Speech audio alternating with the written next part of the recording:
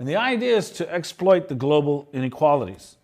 And these have been moving workers and moving production around the world. And this is what's going on. So when we take a look at the free trade agreements that have been offered, NAFTA, the Central American Free Trade Agreement, CAFTA, these free trade agreements are unsustainable. They're both morally and politically. With population growth, well, we need more jobs. But the kinds of jobs that we need aren't international jobs. We need local jobs, community jobs. See, many jobs today produce goods and services, but these goods and services are consumed elsewhere. They're not consumed within the community. And this is the difference between global markets versus local production. So there's many themes and patterns that occurred in the 20th century that are significant for us to this day. And we need to appreciate and understand these themes and patterns.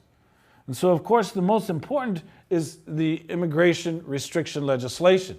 And as I shared with you, these cycles of change are very important. Some of you performed an essay trying to address the cycles of change. That whenever there are economic labor necessities, the remedy becomes Mexican migration, which stimulates a movement of people into the United States for work. When the work is satisfied, there oftentimes occurs an economic downturn, which results in immigration restriction legislation and deportation. Okay? So this is the cycle. You bring in workers, you don't need them, send them back. And why Mexico is so convenient is because, well, there's the border there, you just send them back. So the idea is that how did I phrase it in a previous? Mexicans, you can't live with them, you can't live without them. That's the American way. Okay, and even though we are in Mexico, because this is the city, Nuestra Señora cerca del Río Porciúncula, la Reina Los Ángeles. But nonetheless, again, the immigration restriction legislation is but a common response to labor force needs and economic cycles. And so when we take a look at resistance movements, when we take a look at foreign policy wars, when we take a look at racism, we need to appreciate how all of that is bringing people into the United States from Central America, now from the Middle East, from Africa, and from Asia. The United States and its foreign policy is causing many peoples to come to the United States seeking asylum, seeking refuge, because the United States is busy bombing their countries.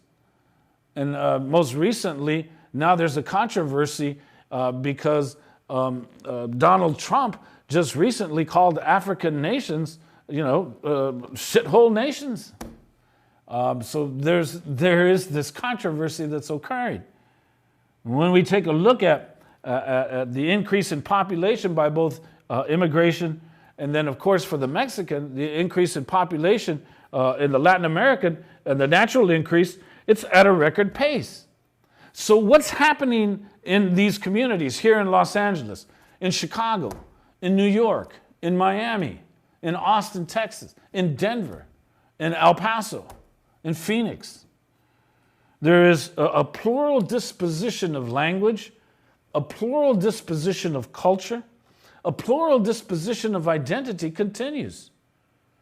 The importance of community, though, as a political force continues. And the increase in population by both immigration and natural increase is at a record pace.